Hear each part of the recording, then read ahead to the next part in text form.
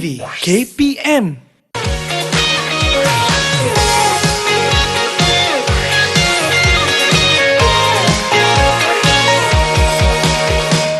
Neno, neno, neno, neno, neno. Wiu, wiu, wiu, wiu, wiu. Sila ke tepi, jangan halang lalu lintas. Ya, Assalamualaikum warahmatullahi wabarakatuh.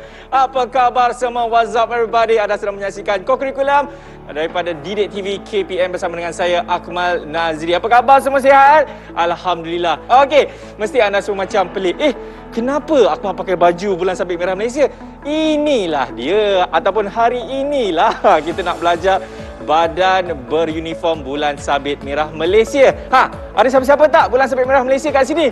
Wah, ramainya. Anda cukup beruntung tau. Kerana apa?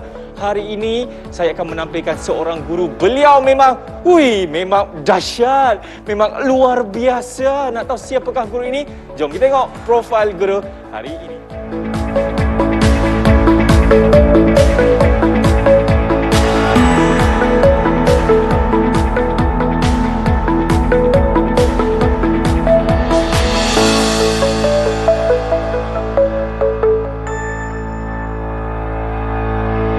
Baik, tanpa membuang masa lagi, jom kita panggil Cikgu Murugan. Neno, neno. Yu, yu, yu, yu, yu. Cikgu, apa khabar? Sehat. Sehat, Cikgu Sehat. Terbaik, Cikgu. Cikgu, saya tengok tadi profil guru Cikgu kan. Dengan kata Cikgu ada buat apa bantuan misi kemanusiaan di Aceh pada tahun 2005. Wah, bukan itu saja. Dengan kata macam ada banyak kan? Banyak. Nampak tak? Cukup luar biasa cikgu ini. Cikgu, ini saya nak tahu ni sebab rata-rata mungkin ada yang tidak tahu lagi. Ada pun mungkin dia tahu Bulan Sabit Merah Malaysia ini hanya sekadar tolong-tolong orang. Tapi dia tak tahu sejarah dia. Bulan Sabit Merah Malaysia ni cikgu. Mungkin cikgu boleh terangkan serba sedikit apa sejarah BSMM ini cikgu. Sebenarnya Bulan Sabit Merah adalah satu organisasi kemanusiaan. Okey. Ditubuhkan zaman penjajah dulu. 1948 sudah pun dibuka. Ditubuhkan di Sabah, Sarawak. 1950 diturunkan ke Pulau Pinang. 51 dan seterusnya di seluruh tanah Melayu ketika itu. Okey. Itulah sejarah bagaimana ditubuhkan dan di seluruh Malaysia. Cikgu, apa objektif pertolongan cemas ni? Mungkin cikgu boleh terangkan, cikgu. Okey. Objektifnya very simple. Kalau kita tengok, nombor satu, perkara satu yang kita perlu tahu ialah mengelakkan dan mengurangkan kesakitan. Okey, itu yang pertama. Pertama sekali. Okey. Nombor dua, menyediakan mangsa sebelum dihantar ke hospital. Iaitu memberi keselesaan, kurangkan rasa sakit. And then, kita uruskan mangsa itu untuk dihantar. Dan sebelum mangsa itu diedar ataupun dibawa ke hospital. Ke hospital. Itulah tiga perkara yang kita perlu lakukan sebelum mangsa diuruskan untuk dibuat ke hospital. Nampak tak? Sebenarnya kan cikgu, ini merupakan ilmu sebenarnya yang mana tidak semestinya kalau anda bukan ahli Bulan Sabit Merah Malaysia tidak boleh tahu perkara ini kan? Ini semua masyarakat kena tahulah. Okey, itu antaranya cikgu. Jadilah ahli Bulan Sabit. Jadilah ahli Bulan Sabit Merah Malaysia. Hari ini cikgu, kita nak tahu apa yang kita akan belajar hari ini bersama dengan kawan-kawan kita di rumah cikgu. Okey, hari ini saya akan fokuskan dua perkara saja. Okey. Nombor satu, bagaimana kita nak mengurus mangsa secara amali. Okey. Mangsa. Nombor dua, saya pun ada membawa first aid box. Kita akan berkongsi pengalaman dan berkongsi ilmu apa yang perlu ada dalam first aid box dan bagaimana menggunakan first aid box. Itu saja Akmal hari ini. Itu saja hari ini. Cikgu, tak cukup lah cikgu, nak lagi cikgu. Kita akan tambah slot-slot seterusnya. Okey, tapi ingat, belajar juga. Tapi sila patuhi segala SOP seperti sentiasa cuci tangan, sentiasa makan pelitup muka dan juga menjaga jarak 1 meter macam apa yang kami lakukan ini. Betul cikgu? Alright, baik. Jadi kita nak berhenti rehat dulu. Selepas ini, kita akan mulakan pembelajaran kita bagi unit Badan Beruniform Bulan Sabit Merah Malaysia. Selepas ini. Didik TV KPM. Didik TV KPM. Alright, masih lagi menyaksikan Kokurikulum Didik TV KPM. Cikgu, Cikgu, ada. Kenapa ni? Bang, abang okey ke? Bang. Ini kalau ambil story ni ramai orang like ni. Bang, saya minta izin kita buat saya punya story bang Okey bang. What's up geng? So sekarang ni Akmal berada dengan orang saya tak tahu apa berlaku dekat dia. Tak apa, saya akan check untuk anda semua. Cikgu macam mana ni cikgu? Akmal, apa Akmal buat ni Akmal? Ada orang saya tak tahu apa yang dia ni tengah baring ke, dia pengsan ke, apa sebenarnya ni cikgu? Apa yang patut saya buat cikgu? Okay, lain kali Akmal. Okey, kita gunakan satu teknik yang baik, teknik yang betul supaya Akmal lebih tahu. Okey? I will show Akmal. Alright? Okey, boleh nak ambil story tak dengan dia? Jangan usik dia. Okey, Akmal here. Okey. Lain kali Akmal sampai bangun. Oh, okey. Akmal, jangan pergi dekat dan sentuh dia tu. Kenapa cikgu? Check your danger first. Ada tak apa-apa danger untuk diri Akmal dulu? Check kiri, kanan, depan, belakang, atas, bawah. Pastikan Akmal selamat. Akan tunjuk you Akmal. Apakah prosedur dia? DRAB. DRAB, Dr. AB. Dr. AB, DRAB. Okey? Ya. Check danger. Sudah? Oh, maksudnya persekitaran kita lah. Kita. Pastikan kita selamat dulu. Okey. Okey. Dah D. After that, R. Okey? R. R ialah respon. Respon. Tengok Okey. saya buat. Baik. Okey. Jangan usik mana-mana bahagian Akmal. Okey. Tengok. Hello? Hello? Hello? Tak respon. Cikgu, kalau saya jumpa orang macam ni, saya akan geletek kaki dia. Kalau saya buat tak cikgu? Jangan. Dia tak respon. Okey. Okay, somebody please call ambulance. Call 999. Come back to me. Okey, kalau saya ada telefon di tangan, saya boleh call terus. Boleh. Akmal boleh call. 999 saya akan call ambulans. Dah. D sudah, R sudah. A pula. A. Tengok apa saya buat? Okey. Kita membuka sementara menantikan ketibaan ambulans. Okey. Okey, saya akan tunjuk Akmal bagaimana membuka airways. Okey, tengok. Okey, dah maksimum dah. Ini membuka salur pernafasan. Dah. Okey. Sesudah membuka salur pernafasan, kita nak buat check breathing. Kita nak check. So, apakah caranya? Dengar, rasa dan lihat. Dengar, rasa dan lihat. Okey. Tengok. Okey. Kita dengar. Tengok cuping telinga saya. Okey. Dia ada di bahagian mulut. Okey. Dengar. Ada tak pernafasan? Okey. Dengar. Rasa di pipi saya. Kalau dia ada hembusan, saya akan rasa di pipi saya. Seterusnya, saya lihat dada. Ada tak pergerakan? Itu tanda dia bernafas atau tidak.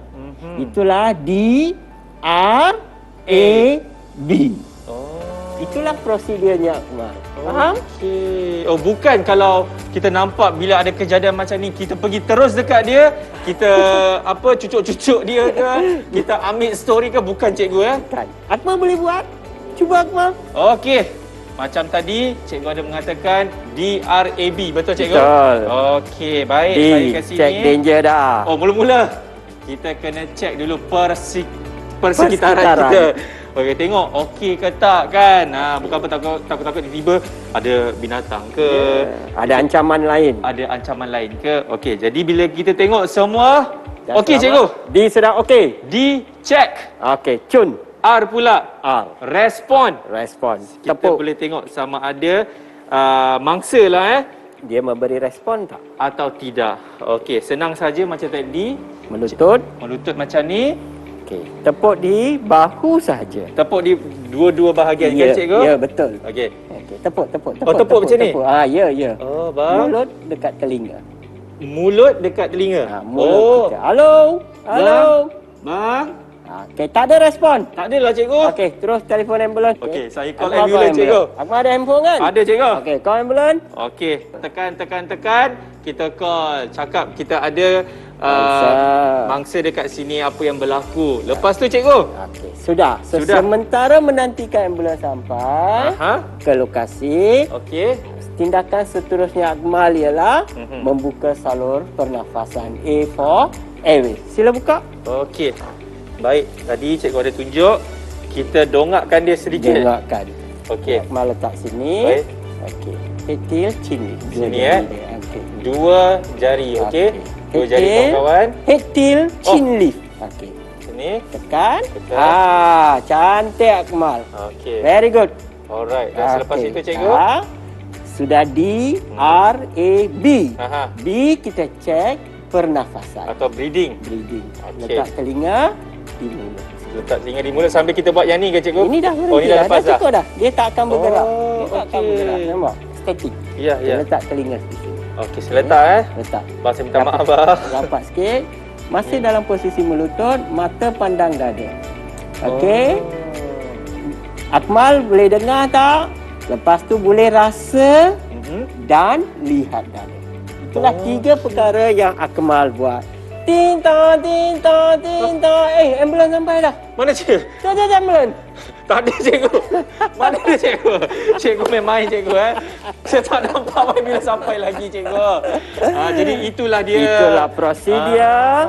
Prosedur DR AB, yang mana DRAB ini tergolong dalam kita punya pembelajaran hari ini. Di dalam apa tu cikgu panggil apa? Penilaian asas mangsa. Ya, penilaian asas mangsa. Ingat DRAB, D untuk Danger. R untuk Respon. A untuk Airways. dan B untuk breathing. Ya, saya pasti kalau anda ada ilmu ini dan perkara asas ini, insya-Allah kita dapat bantu orang di luar sana. Betul cikgu? Tepat sekali Akmal. Okey, baiklah. Kita nak berhenti rehat dulu cikgu. Selepas ini kita akan sambung balik dengan peti pertolongan cemas. Mengenali peti pertolongan cemas. Selepas ini dalam co-curriculum Didik TV KPM. Didik TV KPM. Didik TV KPM. Yap, masih lagi menyaksikan co-curriculum Didik TV KPM. Yes. Okey, baik. Tadi kita dah belajar mengenai penilaian asas. Betul cikgu? Betul. Ingat 4 perkara DRAB. Ya. Iaitu Pandai danger. Lepas tu apa cikgu? R? Respon. Respon. A pula Airways. dan juga B, breathing. Itu saya rasa perkara asas yang saya rasa bukan saja ahli bulan sabit merah Malaysia patut tahu, tapi anda semua kena tahu juga. Okey, yelah kadang-kadang kita tak tahu cikgu kan. Jadi dekat kita tak ada ilmu, kan susah. Okey, baik, sekarang ini kita nak belajar pula mengenali peti pertolongan cemas. Silakan. Okey Akmal, ini ialah peti pertolongan cemas. Betul. Okay? Di semua rumah seharusnya ada, di pejabat, di sekolah, semua kita simpan di lokasi yang mudah kita capai. Dekat kereta pun kena ada. Kereta wajib. Yap. Jangan pergi sorok-sorok peti pertolongan cemas. Betul. Letak dah di lokasi yang senang. Ya. Dan item dia mesti ada. Mhm. Inilah senarai barang-barang yang perlu ada, mesti ada. So that kita kalau dalam keadaan yang terdesak, Ya. tak tahu guna, at least boleh baca. Betul. Yang perkara asas dalam peti pertolongan cemas perlu ada adalah beberapa perkara saja. Mhm. Bila habis kita boleh top up. Dia tak payah beli peti setiap kali. Okey. Betul. Okey, inilah kain anduk. Kain? Kain anduk. Triangular bandage. Ini perlu, sangat-sangat penting. Okey. Seterusnya, kita kena ada roller bandage. Okey. Roller bandage ini untuk kita ikat dan balut. Alright? Okey. Seterusnya, kita perlu ada sarung tangan. Kalau dah luka dan sebagainya, seelok-eloknya kita pakailah sarung tangan. Hygiene cikgu kan? Hygiene. Okey, Okey. dalam suasana COVID macam ni, Betul. wajiblah kita jadikan memakainya. Yap. Okey, seterusnya ini ialah untuk kita cuci luka, ini ialah antiseptik. Jangan guna terus dari botol Akmal. Tak boleh cikgu? Kita tak boleh guna. Kita kena bancuh sikit, dilutekan, baru kita cuci. Okey? Ini cuba perhatikan. Warnanya kekuning-kuningan, kemas-masan, tapi apabila dilute dia jadi keputih-putihan. Okey. Satu lagi perkara yang perlu ada ialah cotton bud. Untuk kita bersihkan luka, untuk kita pastikan ada benda asing kita nak keluarkan, kita gunakan. Okey? Okey. Ini adalah alcohol swab. Alcohol swab kita bekalkan supaya kita nak bersihkan luka ataupun kita nak cuci dan sebagainya, kita seharusnya ada alkohol swab. Okey? Alkohol swab, mari kita tengok macam mana rupa dia. Okey? Inilah. Cuba Akmal sentuh. Rasa apa? Oh, dia basah-basah. Ada rasa sejuk. Rasa sejuk juga. Itulah yang kita akan buat dengan mencuci luka dan kawasan sekeliling. Okey. Seterusnya Akmal, cuba kita tengok, kita nak gauze. Okey, inilah gauze. Okey. Gauze ni Akmal, kita selepas kita membersihkan luka, kita akan keluarkan gauze. Cuba Akmal pegang gauze. Saya bagi satu untuk Akmal. Boleh. Okey. Gauze ini selepas luka dibersihkan, kita letak ini di atas luka. Okey. Kita juga kenali gauze ni sebagai kain kasa. Okey. Letak di atas luka macam ni, so that dia akan melekat dan pendarahan akan diserap dalam gauze ini. Okey. Dan selepas daripada itu, barulah kita gunakan roller bandage untuk membalut luka tersebut. Sesudah roller bandage, kita balut pula dengan kain ando. Itu sahaja cikgu? Okey. Satu lagi sebelum tertinggal. Okey, dalam peti ni kita janganlah biarkan alat-alat di sini. Kerana setiap peralatan, setiap ubat di sini ada tarikh luput. So, kita kena sentiasa cek. Kalau di sekolah, kalau di pejabat, kalau di rumah, pastikan ada seorang in charge untuk cek. Cikgu, saya ada satu soalan yang mana saya pasti kalau setiap rumah itu seharusnya ada first aid kit ni lah kan? Okey, seperkara lagi yang Akmal kena faham, jangan simpan ubat untuk makan dalam first aid box. Tak boleh. Itu dah bercanggah dengan etika first aid box. First aid box adalah untuk ubat-ubat yang kecemasan. Faham Akmal? Oh, tapi kalau yang ada ubat-ubatan seperti paracetamol dan ubat dan sebagainya lah kan. Setengah orang ada juga yang macam makanan tambahan, food supplement. Diorang ada letak dalam peti ais cikgu. Itu tak apa. Itu letak dalam peti ais ke dalam bekas lain tak apa. Jangan letak dalam first aid box. Memang tidak boleh cikgu? Tidak boleh langsung. Saya harap dengan adanya ilmu peti pertolongan cemas, Akmal boleh mempraktikan ini di rumah nanti. Betul. Boleh Akmal? Boleh cikgu. Itulah orang kata kadang-kadang tidak semestinya dalam first aid kit ni hanya kena ada plaster saja. Kan kita kena ada pelbagai alatan seperti mana yang cikgu Murugan katakan tadi lah. Ada bandage tu kain dia kan, kain anduk, ada juga gunting, ada juga antiseptik dan sebagainya. Cikgu, mungkin cikgu melalui pengalaman cikgu lah kan. Apa kebiasaan orang-orang di luar sana melakukan kesalahan terhadap first aid kit? Selalunya Akmal, apa berlaku di rumah, di pejabat atau di kilang Akmal Ya.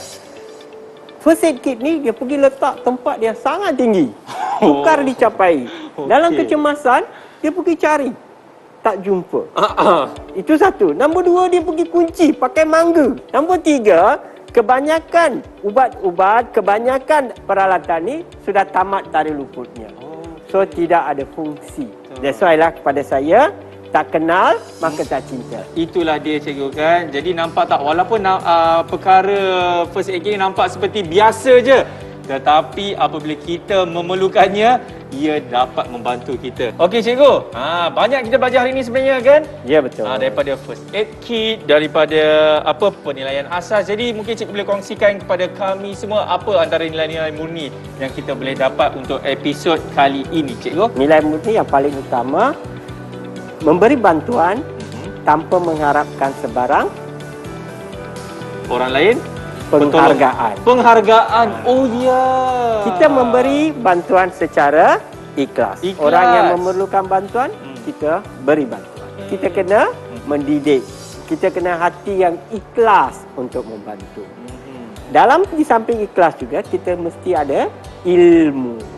Alright? That's why kita tekankan hari ini ilmu, ikhlas dan dan membantu. juga membantu. Itu sebenarnya. Itu sebenarnya. Itu sebenarnya apa yang kita akan belajar daripada Bulan Sabit Merah Malaysia. Betul cikgu? Yes.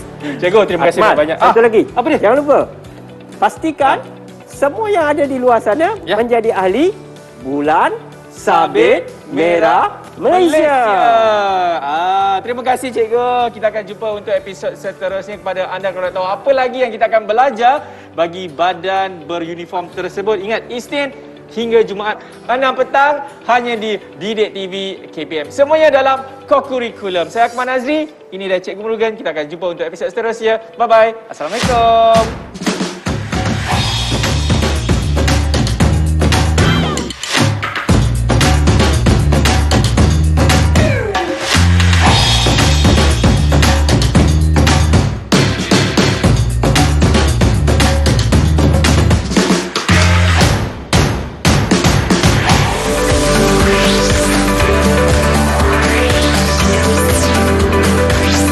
Didik TV KPM